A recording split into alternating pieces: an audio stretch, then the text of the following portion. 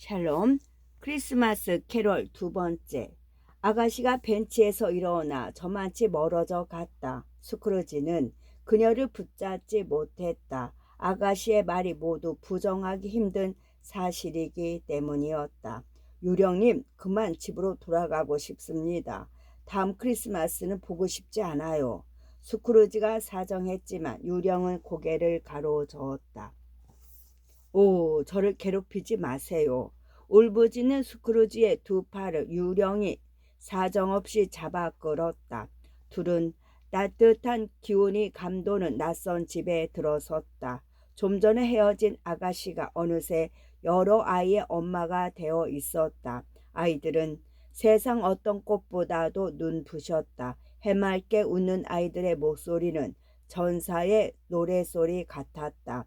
뒤엉켜 뛰노는 아이들의 몸짓은 공작새의 날갯짓처럼 사랑스러웠다. 한때 스크루지가 자기 목숨처럼 사랑했던 여인이 가족을 위해 저녁을 준비하고 있었다. 그녀의 입가에 웃음이 가득했다. 그녀의 남편은 콧노래를 흥얼대며 설거지를 도왔다. 저 여인과 결혼했더라면 나도 저처럼 사랑스러운 아이들의 아빠가 되었겠지. 이처럼 행복한 풍경에 뒤섞여 부러울 것이 없이 살고 있겠지. 스크루지의 눈시울이 촉촉이 젖어들었다. 유령이 말했다. 모두 네가 만든 결과다. 네가 얼마나 많은 행복을 놓쳐버렸는지 알겠느냐? 스크루지는 유령에게 달려들며 있는 힘을 다해 울부짖었다. 제발 더는 저를 괴롭히지 말아요. 제 멋대로 살게 내버려 두시라고요. 지난 날을 돌아보며 깨달은 바가 클 텐데 아직도 네 멋대로 살겠다고 우기는구나. 유령이 스크루지에게 호통을 쳤다. 스크루지는 주먹을 휘두르며 유령에게 달려들었다. 꼴도 보기 싫으니 얼른 사라지라고.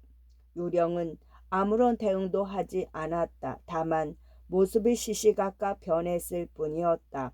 처음 만났을 때 그랬던 것처럼 둘씩이었던 팔다리가 하나가 되는가 하면 어느새 20개쯤으로 늘어났고 머리가 없어지고 몸통만 남았다가 이내 몸통이 사라지고 머리만 남기도 했다.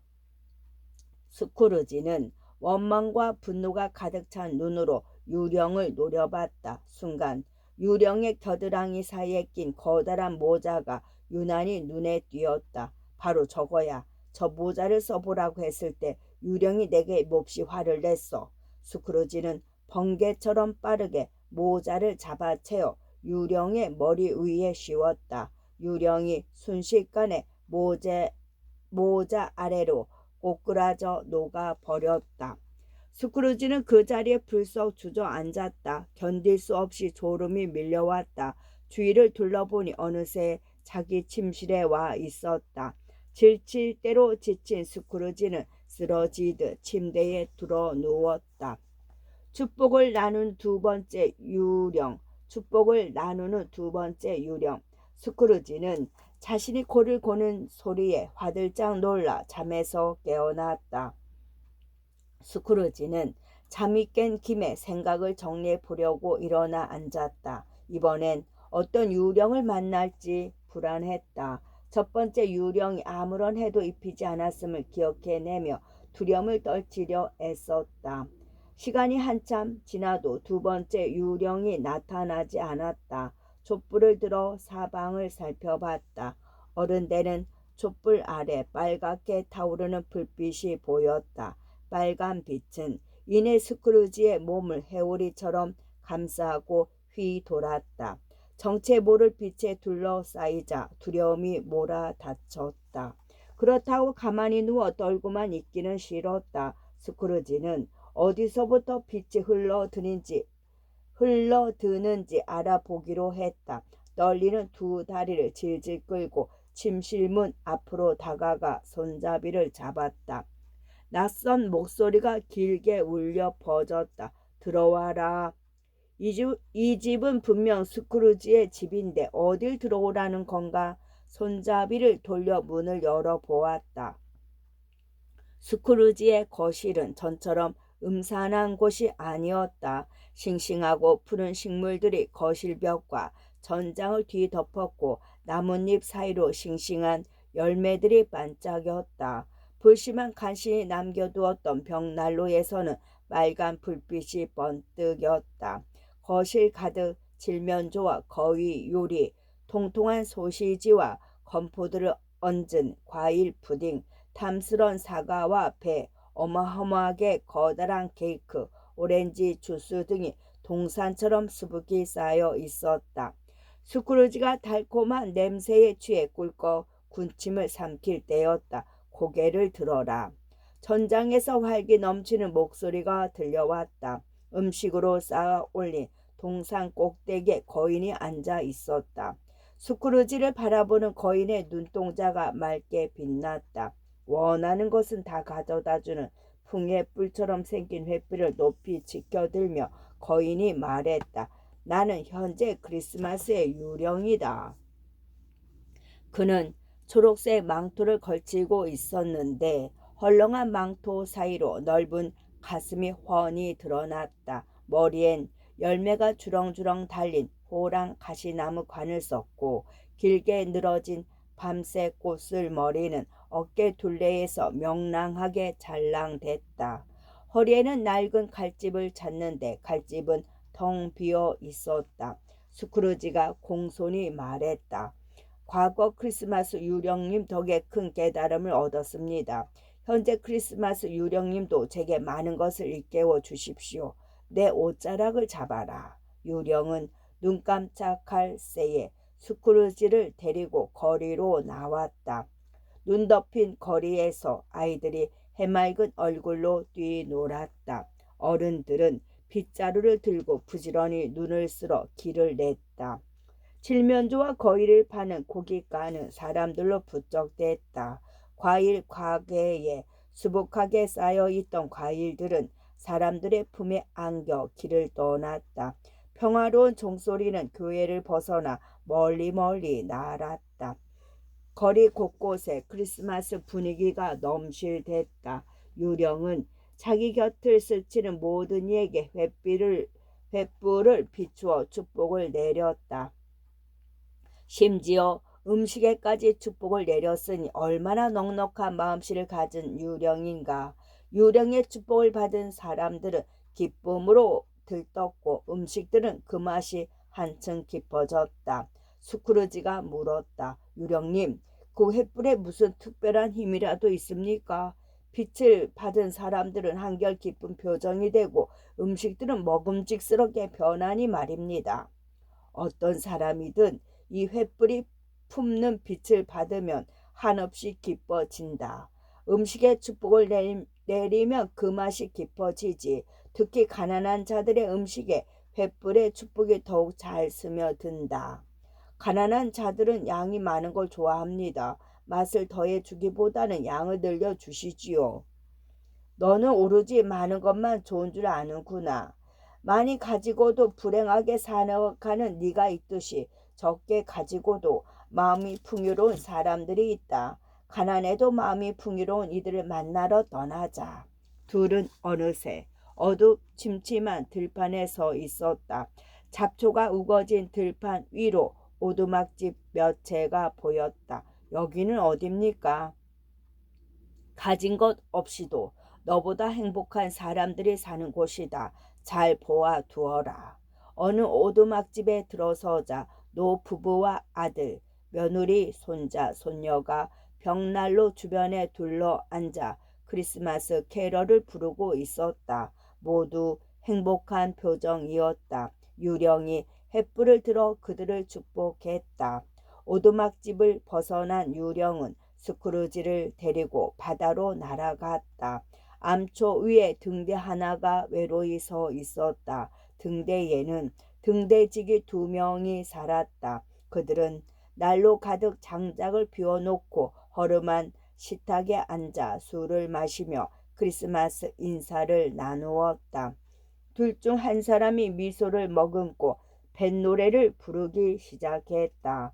조용히 듣고 있던 나머지 한 사람도 흥에 겨워 노래를 따라 불렀다. 유령은 마음을 다해 그들을 축복했다. 등대를 벗어난 유령은 스크루지를 데리고 바다 한가운데로 날아갔다. 둘은 어느 배 위에 사뿐히 내렸다. 간판 여기저기서 크리스마스 캐럴이 흘러나왔다. 어떤 이는 행복했던 지난날의 크리스마스를 떠올렸으며 어떤 이는 동료에게 축복의 말을 전했다. 또 어떤 이는 멀리 두고 온 가족을 그리워하며 가족도 자기를 그리워하리라 믿었다. 이들에게도 유령의 축복이 내려졌다. 유령의 말대로 모두가 스크루지보다 행복했다. 제각각 어려운 삶을 살고 있지만 저마다의 축제를 즐기고 있었다. 유령은 다시 스크루지를 데리고 어딘가로 날았다. 작고 허름한 집 앞에 도착한 유령은 횃불을 높이 들어 축복을 내렸다. 집 안으로 들어서자 깡마른 몸에 누덕누덕 기운 옷을 걸친 여인이 보였다. 봅의 아내였다. 둘째 딸 벨린다가 여인과 함께 식탁불을 깔며 환하게 웃었다.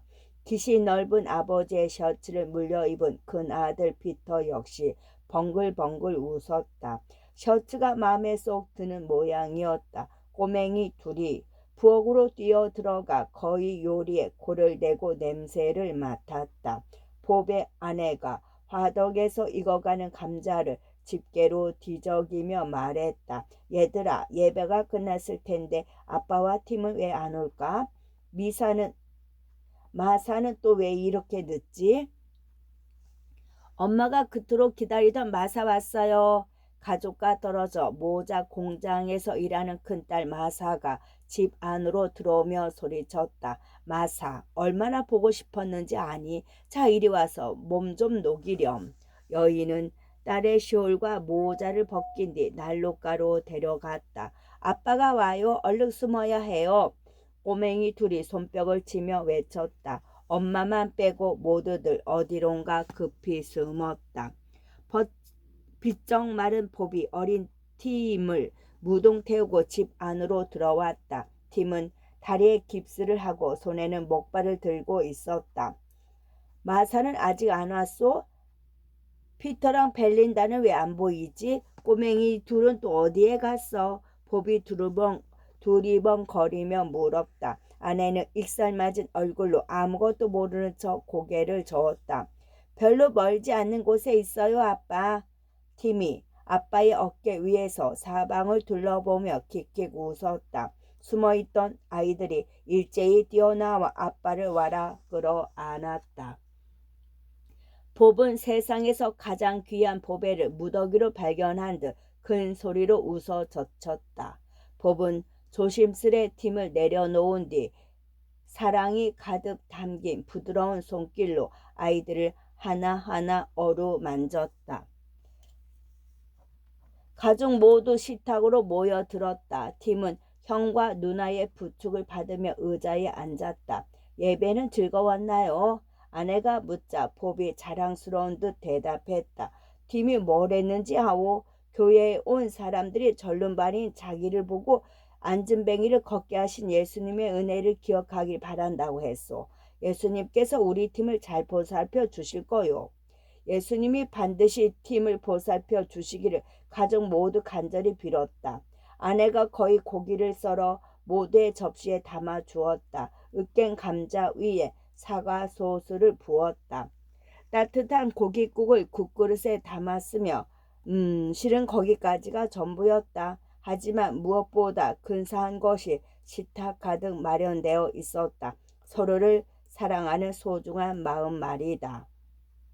엄마, 대체 요리에 무얼 넣었기에 음식들이 이리 맛있죠? 아이들이 엄마에게 묻자 엄마 대신 유령이 어깨를 으쓱하며 뽐을 냈다. 봅이 다정하게 말했다.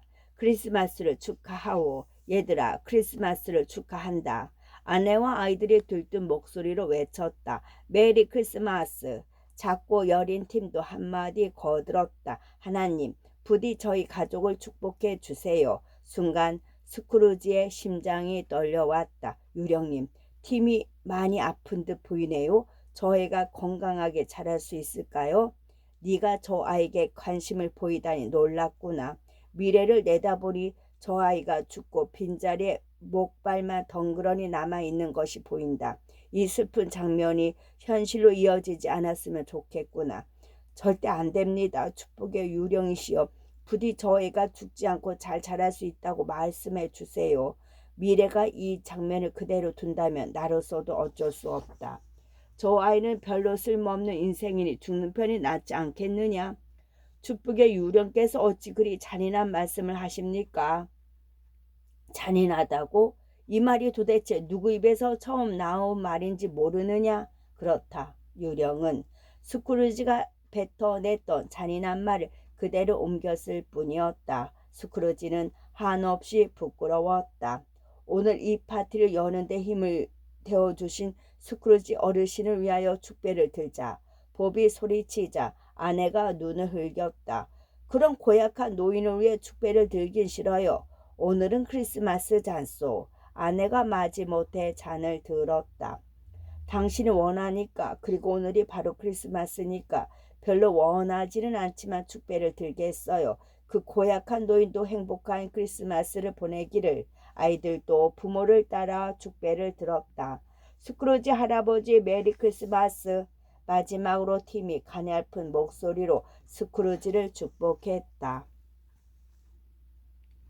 할아버지가 오래오래 건강하게 사시기를. 스크루지는 자신을 축복하는 봅의 가족에게 한없이 미안했다. 팀이 자신의 건강을 빌어줄 땐 심장이 터질 듯했다. 유령은 다시 한번 봅의 집에 축복을 내린 뒤 스크루지를 데리고 어딘가로 날아갔다.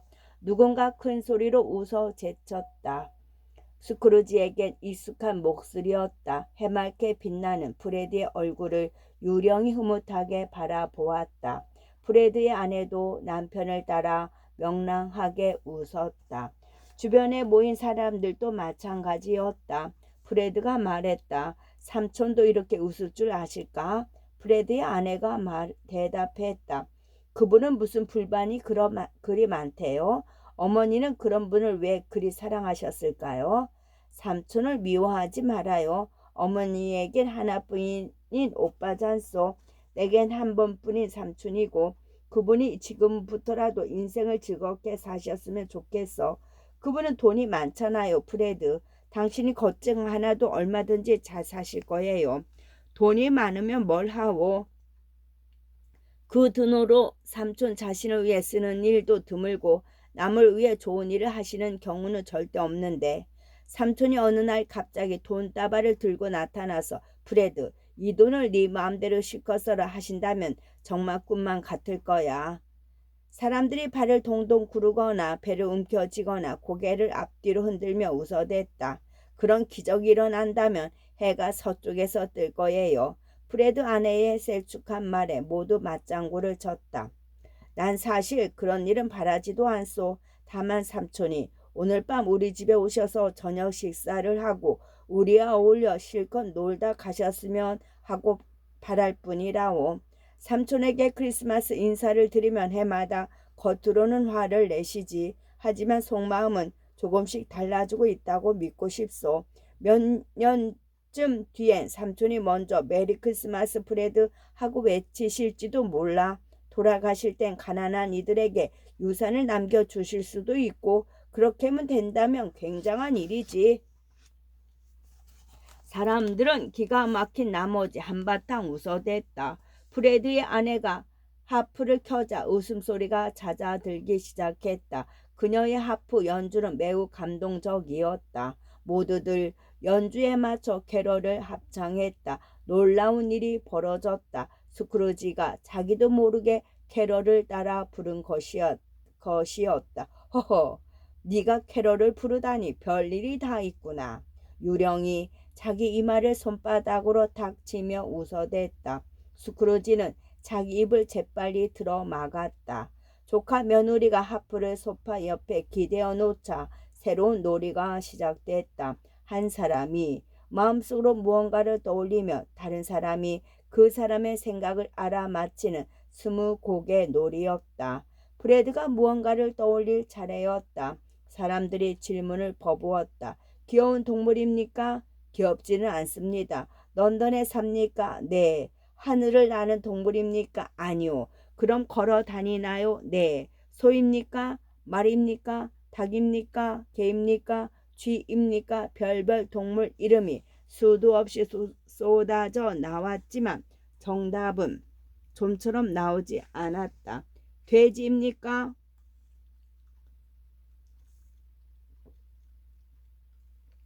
어떤 면에서는 비슷하지만 돼지는 아닙니다. 혹시 사람입니까? 그렇습니다. 조카 며느리의 여동생이 큰소리로 외쳤다. 형부의 삼촌인 욕심쟁이 스크루지. 맞습니다. 브래드가 대답하자 다들 바닥에 쓰러져 대굴대굴 구르며 배를 잡고 웃어댔다. 스크루지는 기분이 나쁘다기보다는 부끄러운 마음이 들었다. 브래드가 외쳤다. 삼촌 덕에 모두 즐거웠으니 우리 함께 삼촌을 축복합시다. 사람들이 웃음을 거두고 프레드를 물끄러미 바라보았다. 메리 크리스마스 삼촌 새해 복 많이 받으시고 건강하길 바랄게요. 다들 마지못해 우물쭈물 중얼댔다. 메리 크리스마스 스크루지 할아버지. 스크루지도 눈물을 글썽이며 그들을 축복했다. 유령은 스크루지를 데리고 많은 곳을 여행했다. 가는 곳마다 행복이 넘쳐났다. 아픈 사람은 기운을 차렸고 가난에 고통받는 사람들은 희망을 발견했다. 양로원의 노인들과 감옥에 갇힌 사람까지도 마음이 풍요로워졌다. 유령의 축복 덕이었다. 반대로 유령은 점점 힘을 잃어갔다. 건강하게 잘랑대던 밤색 머리칼은 백발에 가깝게 변해버렸고 손에 쥔 횃불도 희미하게 꺼져갔다. 스크루지가 걱정스럽게 물었다. 괜찮으십니까? 걱정 마라. 이승에서의 삶이 끝나갈 뿐이니까 이 아이들을 보아라 스크루지. 유령이 옷자락 속에서 사내 아이 하나와 계집아이 하나를 끌어냈다. 흉측하고 불쌍하고 소름 끼치는 모습을 한 아이들이었다. 두 아이가 유령의 옷자락을 붙잡고 양쪽에 매달려 있었다. 뒤로 줍줍 물러서며 스크루지가 물었다. 이 아이들은 누구입니까? 새나이는 무지, 계집아이는 갓난이지. 이들은 인간의 마음을 비추는 거울이다. 참된 도리와 행복이 무언지 모르는 것이 무지다. 나누고 베풀 줄 모르는 마음이 바로 가난이지. 이 두 마음을 조심해야 한다. 무지와 가난을 가까이 했다가는 끔찍한 종말을 맞게 된다. 스크루지는 이마가 바닥에 닿을 만큼 고개를 깊이 숙이면서 유령에게 약속했다. 그 말씀을 깊이 새겨두겠습니다. 그때 교회 종소리가 세시를 알렸다. 스크루지가 급히 고개를 들어 주위를 살폈으나 어디에도 유령은 없었다. 마지막 유령이 보여준 미래. 저만치서 무언가가 스물스물 움직였다. 머리를 덮어쓰고 새까만 망토를 길게 늘어뜨린 낯선 무언가가 스크루지를 향해 천천히 다가왔다. 까만 망토가 지나온 자리마다 섬뜩한 기운이 뿌려지는 듯했다. 스크루지는 제자리에 선 채 입을 반쯤 벌리고 유령을 바라보았다. 잠깐 숨 막히는 시간이 흐른 뒤 키가 유난히 큰 유령이 스크루지 앞에 멈춰섰다. 머리부터 발끝까지 새까만 망토를 휘감은 탓에 어떻게 생겼는지 알아볼 길이 없었다. 밤의 어둠과 유령의 까만 몸뚱이가 서로에게 녹아들었다. 다행히도 하얀 손 하나를 망토 밖으로 뻗고 있어 어둠과 유령을 간신히 분간할 수 있었다. 한참 동안 유령은 아무 말이 없었다. 미래 크리스마스의 유령이시군요. 앞으로 벌어질 일들을 제게 보여주려고 오셨겠지요. 스크루지가 묻자 목 부분으로 짐작되는 유령의 망토 윗자락이 앞으로 살짝 접혔다. 스크루지의 질문에 고개를 끄덕이는 듯 보였다. 아무런 말이 없는 유령 앞에 서 있자니 두려움이 점점 커져만 갔다.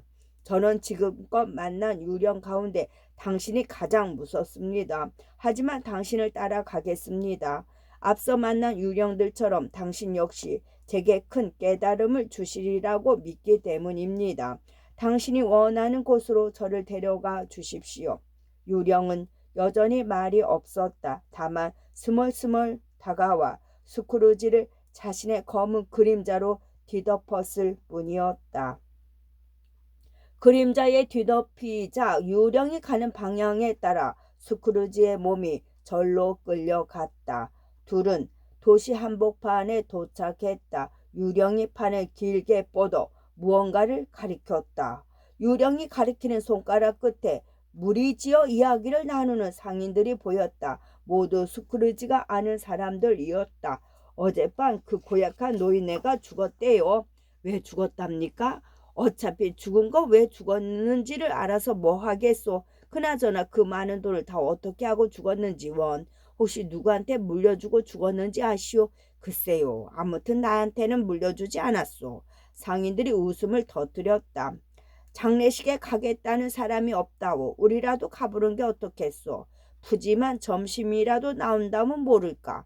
살아있을 때도 밥 한 끼 대접할 줄 모르던 구두쇠가 죽어서 우리한테 밥을 줄 일은 없고. 상인들이 한참을 껄껄대고 웃더니 각자 흐지부지 흩어졌다. 스크루지는 생각했다. 사람이 죽었다는데 저렇게 웃고 떠들기나 하다니. 유령은 다른 곳으로 스멀스멀 스크루지를 끌고 갔다. 외진 골목길에 서서 이야기를 나누는 두 사람이 보였다. 그들 역시 스크루지와 알고 지냈던 사이였다. 돈벌레 영감이 죽었다면서? 그러게 말이야. 그나저나 오늘 날이 참 춥지. 크리스마스에 꼭 맞는 날씨지. 아이고 시간이 벌써 이렇게 됐군. 파티에 늦지 않으려면 서둘러야겠어. 다음에 보세. 그뿐이었다. 그들은 누군가 죽었다는 사실을 사람이 코로 숨을 들이쉬는 일만큼이나 아무렇지 않게 여겼다. 유령이 그들의 이야기를 귀담아 듣게 하는 이유가 무언지 알 길이 없었다. 하지만 깊은 뜻이 있으리라 짐작됐다. 스크루지는 사람들의 이야기와 자신이 본 광경들을 빠짐없이 기억해 두기로 했다. 유령은 허름한 건물에 자리 잡은 어느 사무실로 스크루지를 데려갔다. 그곳은 버려진 쇠붙이며 빈병 등을 사고 파는 곳이었다. 산더미처럼 쌓인 고물 사이로 늙은 건달이 보였다. 건달이 입을 크게 벌려 하품을 하던 참에 보따리를 든 젊은 여자 하나가 들어왔다. 그 뒤를 따라 할머니 하나도 보따리를 들고 나타났다. 잠시 후 검은 옷을 입은 남자가 따라 들어왔다. 젊은 여자와 할머니, 검은 옷을 입은 남자가 서로 마주보며 깜짝 놀랐다. 젊은 여자가 말했다. 그 영감의 팥줄부와 세탁부, 게다가 장의사까지 한자리에 모였군 그래. 늙은 건달이 고개를 끄덕이며 껄껄대고 웃었다. 다들 한 보따리씩 챙겨왔구먼. 발주부 일을 하면서 내가 그 영감한테 당한 일을 생각하면 이 정도밖에 훔쳐오지 못한 게 억울할 지경이에요. 젊은 여자가 콧방귀를 뀌며 말했다. 나도 마찬가지야. 할머니가 젊은 여자의 말을 거들자 검은 옷을 입은 남자가 입을 실룩대며 말했다. 하긴 우리가 이 영감의 물건을 훔친 일쯤이야. 영감이 저지른 죄에 비하면 아무것도 아니죠. 그들은 죽은 영감의 집에서 훔쳐온 물건을 풀어놓고 값을 흥정했다. 도장 2개, 단추 1쌍, 연필꽂이, 브로치, 침대 시트, 수건, 옷 몇 벌, 숟가락 등이 전부였다. 특별히 값 나가는 물건은 보이지 않았다. 늙은 건달이 물건값을 내어주며 두털거렸다. 그 영감이 전염병으로 죽진 않았겠지. 혹시 모르니 가져온 물건들을 각자 보따리에 싸서 저 구석에 쌓아두쇼. 내 손으로 만지긴 영 꺼림칙하니까.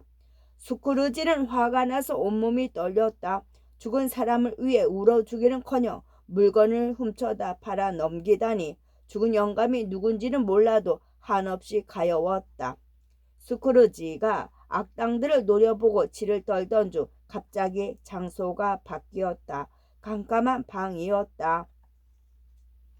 스크루지는 이곳이 누구의 방인지 알고 싶었다. 하지만 방이 너무 어두웠다. 희미한 달빛이 침대 위만 간신히 비추었다. 시트가 벗겨진 낡은 침대 위에 누더기 이불이 돌돌 말린 누군가가 누워 있었다. 사람들이 잔인하리만큼 업신여겼던 영감의 시체라는 짐작이 들었다. 이불을 젖혀 누군지 확인하고 싶었지만 용기가 없었다.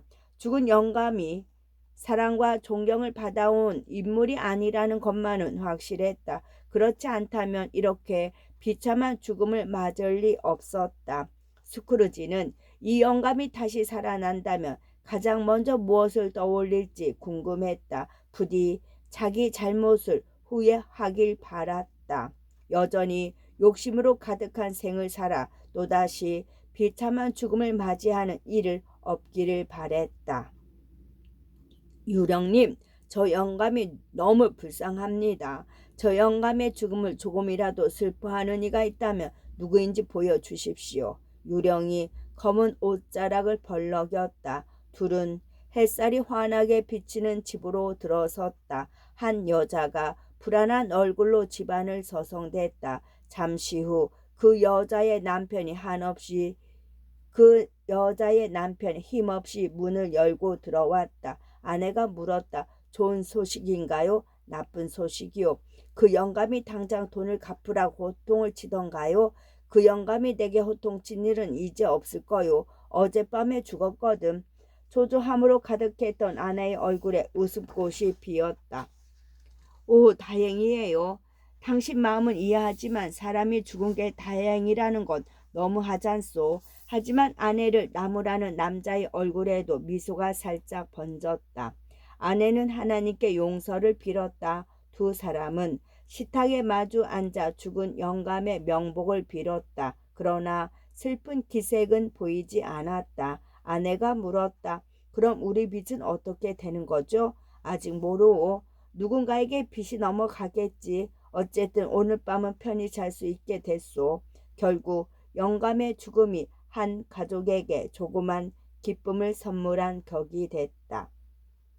유령님, 저 사람은 제 돈을 빌려간 사람입니다. 근데 죽은 영감에게도 돈을 빌렸나 보군요. 어쨌든 저들도 영감의 죽음을 슬퍼하지 않는군요. 오히려 기뻐하는 듯합니다. 영감이 너무 불쌍합니다. 부디 제가 영감의 죽음을 슬퍼하는 사람을 보여주십시오. 유령은 눈에 익은 장소로 스크루지를 데려갔다. 그 집의 문턱을 넘을 때였다. 봅의 아들 피터가 성경책을 읽고 있었다. 그리하여 예수께서 아이를 들어 그들 가운데 세우셨다. 피터는 다음 구절을 읽지 못하고 입을 다물었다. 피터 주변에 모여 앉은 아이들이 전과 달리 얌전했다. 누구도 전처럼 환하게 웃지 않았다. 식탁에 앉아 바느질을 하던 봅의 아내가 바느질감을 내려놓고 눈물을 훔쳤다. 엄마, 이제 그만 우세요. 자꾸 우시면 팀의 영혼이 슬퍼할 거예요. 큰딸 마사가 엄마를 위로했다. 바느질을 오래 했더니 눈이 시큰거렸을 뿐이야, 마사. 엄마를 걱정하는 마사의 눈에도 눈물이 가득 차올랐다. 그때 어깨가 처질 대로 처진 봅이 집 안으로 들어왔다. 봅은 아내가 바느질한 옷을 찬찬히 살펴보며 말했다. 팀이 떠날 때 입을 옷이 거의 완성되어 가는구려. 아내가 고개를 끄덕이며 말했다. 밖이 많이 춥죠? 당신 입술이 파랗게 질렸어요. 나이 아무래도 괜찮소. 팀이 걱정이요. 저 어린 녀석을 이 추운 겨울날 차가운 땅속에 묻어야 하다니. 불쌍한 팀, 내 사랑하는 내 아들. 봅은 울음을 터뜨리고 말았다. 꼬맹이 둘이 쪼르르 달려와 작고 여린 뺨을 아빠 뺨에 대고 비벼댔다. 어떤 말로도 아빠를 위로할 수 없음을 아이들도 알았다. 다행히도 팀이 묻힐 자리에 볕이 잘 든다오. 봅이 아내의 등을 쓸어주며 울먹였다. 집안에 가득했던 웃음소리가 팀과 함께 멀리 떠나 버린 듯 했다. 봅은 자리에서 일어나 2층으로 올라갔다. 다락방 한쪽에 팀이 누워 있었다. 팀은 낮잠을 자고 있는 것처럼 평화롭게 보였다. 차갑게 식어버린 팀의 볼에 봅이 입을 맞추었다. 봅이 흘리는 뜨거운 눈물이 팀의 얼굴을 촉촉이 적셨다. 두려워 마라 팀. 하나님께서 너를 지켜주실 거야. 아무렴. 하나님과 꼭 닮은 우리 팀을 모른 척 하실 리 없지. 봅은 한참 동안 팀의 얼굴을 어루만졌다. 봅의 등 뒤에 서 있던 스크루지도 울음을 터뜨렸다. 가능하다면 팀을 살리고 싶었다. 전사처럼 해맑고 사랑스러운 이 아이가 차가운 땅속에 묻힐 것을 생각하니 정신이 아찔했다. 봅은 어린 아들을 위해 하나님께 간절히 기도한 뒤 아래층으로 내려왔다. 봅은 가족을 위로하고픈 마음에 일부러 크게 말을 꺼냈다. 집에 오는 길에 스크루지 어르신의 조카인 프레드를 만났소. 무슨 걱정이 있느냐고 내게 묻더군. 팀 이야기를 전했더니 프레드가 몹시 슬퍼했소. 한 번도 팀을 본 적은 없는데도 말이오. 혹시 자기가 도움이 될 만한 일이 있으면 연락하라더군. 그렇게까지 마음을 써주니 얼마나 고마운 사람이오. 프레드는 삼촌과 다르군요. 물론이요. 어쩌면 프레드가 피터에게 일자리를 마련해 줄지도 모르겠소. 슬픔을 조금이나마 지우려는 듯 벨린다가 농담을 했다. 그럼 피터 오빠랑 떨어져 지내게 되겠군요. 아마도 오빠는 집을 떠나 몇 년간 열심히 일하다가 어느 날 갑자기 예쁜 여자랑 눈이 맞을 거예요. 그 여자랑 서둘러 결혼할 테고요. 그 여자한테 푹 빠져서 우리 가족은 까맣게 잊을 거예요. 벨렌다, 바보 같은 소리 집어치워. 피터가 피식 웃으며 목청을 높였다. 바보 같은 소리가 아니란다, 피터. 너도 곧 어른이 될 거야. 어느 날엔가 사랑하는 사람을 만나 결혼할 테고 벨린다의 말처럼 그 여자가 예쁘고 착한 사람이면 좋겠구나. 마사와 벨린다도 차례로 결혼하겠지. 꼬맹이들도 마찬가지고. 그렇게 우리 모두 언젠가는 헤어지게 될 거다. 뜻밖에도 팀을 떠내보낸 것처럼. 하지만 우리 마음속엔 사랑하는 가족이 늘 깊이 자리 잡고 있을 거야. 우리가 예나 지금이나 팀을 사랑하든 말이다. 그러니 떨어져 지내게 되더라도 실은 함께 있는 것과 다름없지 않겠니? 팀 역시 우리 마음 안에 영원히 살아있는 거다. 다들 봅의 말이 옳다고 생각했다. 그들 뒤에서 귀를 기울이던 스크루지도 천천히 고개를 끄덕였다. 오, 가만. 어떤 궁금증 하나가 스크루지의 머릿속을 빠르게 스쳤다. 유령님, 당신은 미래의 크리스마스를 제게 보여주러 오셨지 않습니까?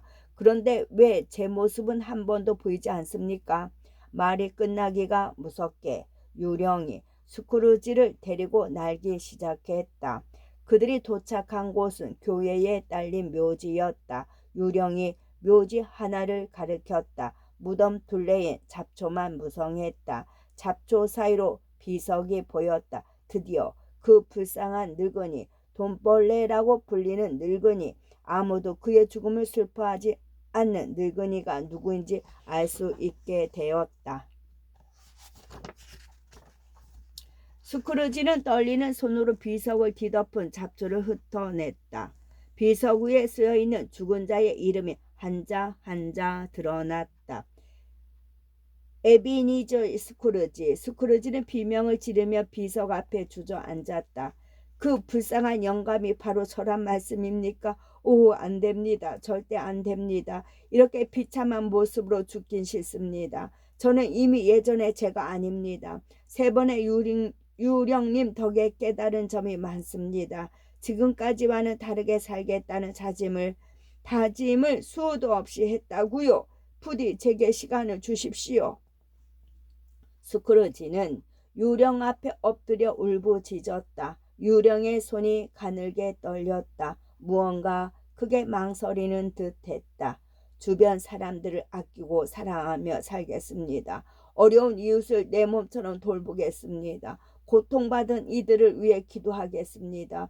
그들의 고통을 제가 덜어줄 수 있다면 그리하겠습니다. 정말이지 이대로 죽을 수는 없습니다. 꼭 하고 싶은 일이 있기 때문입니다. 팀, 보비 아들 팀, 그 여리고 사랑스러운 아이를 제가 살려내고 싶습니다. 팀이 죽는 것은 미래의 일이니 지금부터라도 잘 보살핀다면 반드시 살려낼 수 있을 겁니다. 그렇지요, 유령님. 그렇다고 말씀해 주세요. 오 하나님, 팀을 굽어 살피소서. 스크루지는 어느새 자신의 죽음보다 한 아이의 죽음을 슬퍼하고 있었다. 유령의 고개가 천천히 앞으로 꺾였다. 기다란 검은 망토가 움츠려들며 차츰 작아졌다. 작아지고 더 작아지고 더욱더 작아진 유령은 마침내 침대 기둥이 되었다. 스크루지는 그대로 침대에 쓰러져 정신을 잃었다. 새롭게 태어난 스크루지. 새롭게 태어난 스크루지. 천사의 노래처럼 맑은 교회 종소리가 스크루지의 귓가를 간지럽다. 스크루지는 얼른 눈을 떴다. 햇살이 부드럽게 쏟아져 내려 스크루지의 얼굴을 다정히 감쌌다. 스크루지는 침대에서 일어나 무릎을 꿇었다. 여보게 말리, 정말 고맙네. 내게 베푼 은혜가 자네의 쇠사슬을 끊어주길 빌겠네. 세분 유령님 고맙습니다. 제게 주신 가르침을 잊지 않겠습니다. 제게 허락된 모든 시간을 값지게 채워가겠습니다. 오 하나님, 언제나 저와 함께 해주소서. 감동의 눈물이 스크루지의 두부를 부드럽게 어루만졌다. 스크루지는 방 안을 유심히 살폈다. 모든 게 그대로였다. 그렇다. 미래는 아직 오지 않은 것이다. 그 미래는 스크루지 스스로 얼마든지 새롭게 갖고 나갈 수 있는 것이란 말이다. 스크루지는 볼을 타고 흐르는 눈물이 채 마르기도 전에 큰 소리로 웃었다. 이토록 기분 좋게 웃어보기는 처음이었다. 나도 이렇게 깃털처럼 가벼운 마음을 가질 수 있구나. 아이처럼 이렇게 웃을 수 있구나. 천사처럼 즐거울 수 있구나. 스크루지는 껑충껑충 집안을 뛰어다녔다. 스크루지는 말리가 들어왔던 문을 바라보며 환하게 웃었다. 첫 번째 유령을 만났던 침대 위를 살살 쓰다듬어 보기도 했다. 두 번째 유령을 만났던 거실을 뱅뱅 돌며 행복한 표정을 짓기도 했다. 마지막 유령을 떠올리며 머리를 조아리기도 했다. 오, 모든 게 사실이야. 내가 새롭게 태어났다는 것까지도 이 기쁨을 누군가와 나누지 않고는 못 견디겠군. 스크루지는 급히 창가로 뛰어갔다. 창문을 활짝 열자 시원한 바람이 훅 끼쳤다. 오랫동안 스크루지의 가슴을 짓누르던 슬픈 기억들과 부끄러운 욕심과 얄미운 심술이 바람에 날려 흩어졌다. 그때 사내 아이 하나가 스크루지의 집 앞을 지나고 있었다. 스크루지는 고개를 길게 빼고 아이에게 외쳤다. 얘야, 오늘이 며칠이지? 아이가 상냥하게 대답했다. 12월 25일 크리스마스죠. 스크루지가 감탄했다. 오, 유령님들이 하룻밤 사이에 그 많은 일을 하셨던 게야. 내게 이번 크리스마스를 실컷 즐기게 하시려고 부지런히 움직이셨을 테지. 이런 고마운 일이 다 있나? 얘야, 너 거기 저 거리 모퉁이에 있는 고깃간 알지? 네. 혹시 그 가게에 매달려 있던 커다란 칠면조가 아직 있는지 알고 있니? 저만큼 커다란 칠면조 말인가요? 허허, 그 녀석 재미있는 녀석일세. 그래, 바로 그 칠면조 말이라네, 친구. 그 칠면조는 아직도 그 자리에 매달려서 뱅글뱅글 춤을 추고 있어요. 그 춤추는 칠면조 좀 사다 주겠니? 그 가게 주인에게 칠면조를 싣고 이리로 오면 배달 주소를 알려주겠다고 얘기하렴. 그 사람을 데려오면 2실링 주마. 그리고 5분 안에 오면 5실링을 줄 테다. 말이 끝나기가 무섭게 아이가 바람처럼 내달렸다. 스크루지는 책상 앞에서 가 종이를 꺼냈다. 칠면조가 배달된 주소를 적은 스크루지의 손이 마구 떨렸다. 하얀 종이 위에 삐뚤빼뚤 봅의 주소가 적혔다. 스크루지는 얼른 옷을 갈아입고 봅의 주소가 적힌 종이를 손에 꼭 쥐었다. 그러고는 얼굴 가득 한박 웃음을 머금고 서둘러 문 밖으로 나갔다. 연인을 기다리는 청년처럼 부푼 마음으로 고깃간 주인을 기다렸다. 안녕하세요, 스크루지 씨. 칠면조 무게에 짓눌린 고깃간 주인이 숨을 헐떡이며 인사를 건넸다. 안녕하세요, 메리 크리스마스요. 반쯤 굽힌 등에 칠면조를 짊어진 고깃간 주인이 눈을 휘둥그레 뜨고 고개를 저들었다. 메리 크리스마스라고? 저 영감이 웬일이야? 하고 깜짝 놀란 듯 말이다. 고깃간 주인의 어깨 위에 씨름 선수처럼 비동비동한 칠면조 한 마리가 우아하게 누워 있었다. 짐작하건대 이 칠면조는 살아있는 동안에도 대부분의 시간을 누워서 보냈으리라. 이토록 커다란 몸뚱이를 두 개의 다리만으로 지탱한다는 건 도저히 불가능해 보이니 말이다. 보비 사는 캠톤 거리까지 등에 지고 가기엔 무리겠소. 마차를 불러줄 테니 편히 다녀오시오. 스크루지는 칠면조 갑에 마차 싹을 얹어주며 싱글벙글 웃었다. 새내 아이에게 심부름값을 건네주면서도 계속 웃었다. 집 안으로 들어온 스크루지는 연신 콧노래를 부르며 면도를 했다.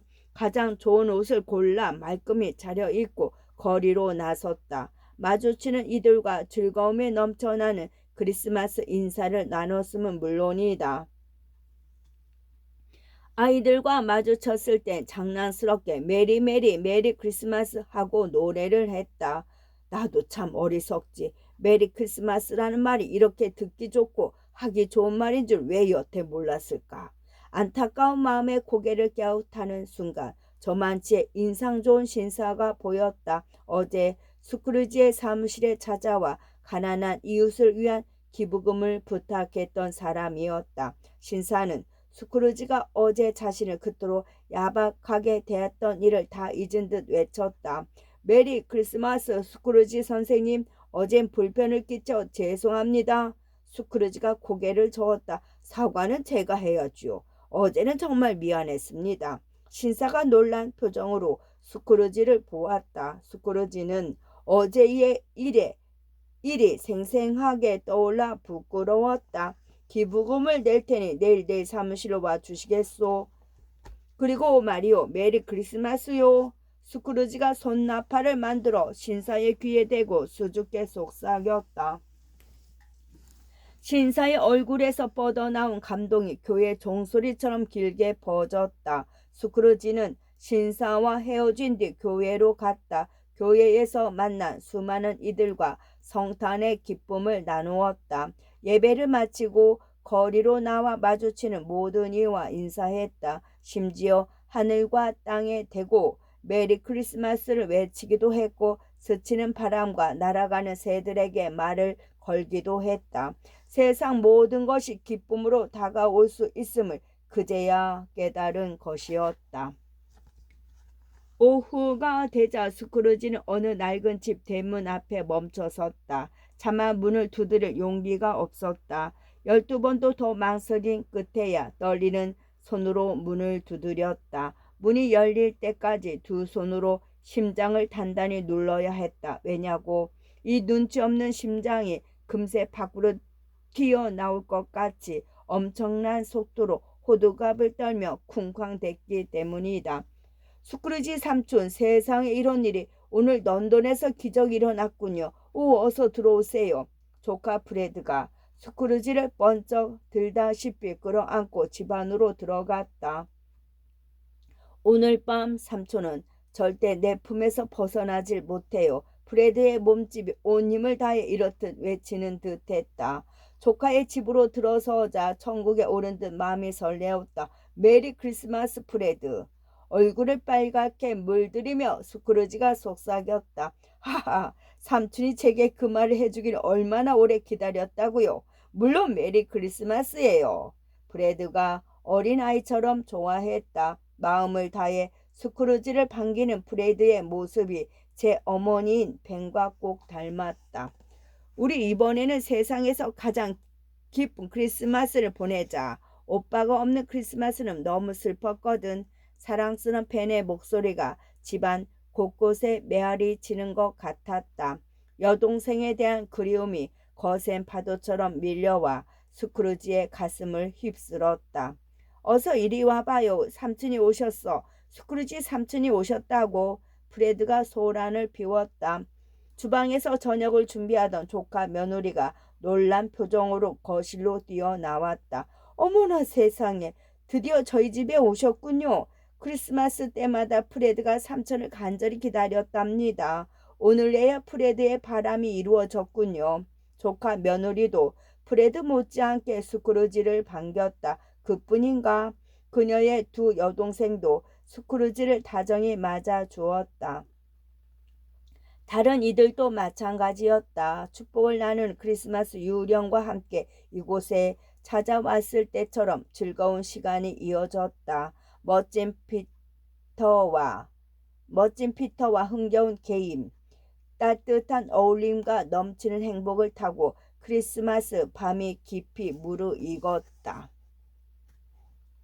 다음날 아침 스크루지는 새벽같이 사무실로 나갔다. 법은 출근 시간이 되어도 나타나지 않았다. 정확히 18분 하고도 30초가 지난 뒤 허겁지겁 뛰어들었다. 스크루지는 여느 때처럼 심술이 잔뜩 묻어나는 말투로 법을 몰아세웠다. 자네 제정신인가? 뭘 믿고 이 시간에 나온 거야? 응, 이제 자네 같은 사람을 직원으로 둬서는 안 되겠네.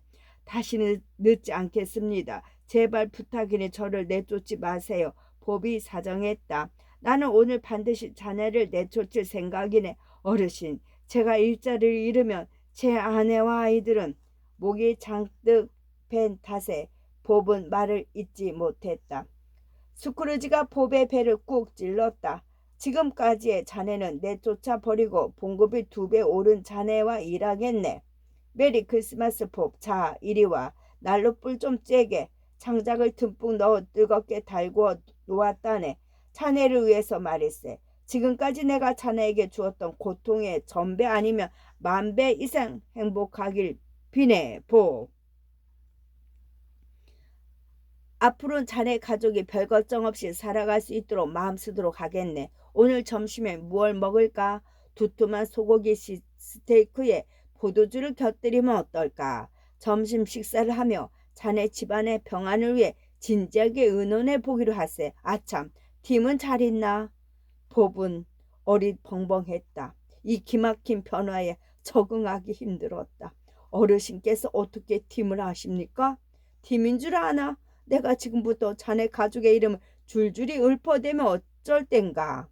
제게 이토록 세심한 관심을 가지신 줄은 미처 몰랐습니다. 참 어제 보내주신 칠면도 잘 먹었습니다. 덕분에 저희 가족 모두 즐거운 크리스마스를 보냈습니다.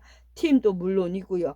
팀이 많이 즐거워하던가. 내 어르신께 축복을 전해달라고 팀이 부탁하더군요. 오, 그 귀여운 녀석, 그 사랑스러운 녀석, 그 착한 녀석.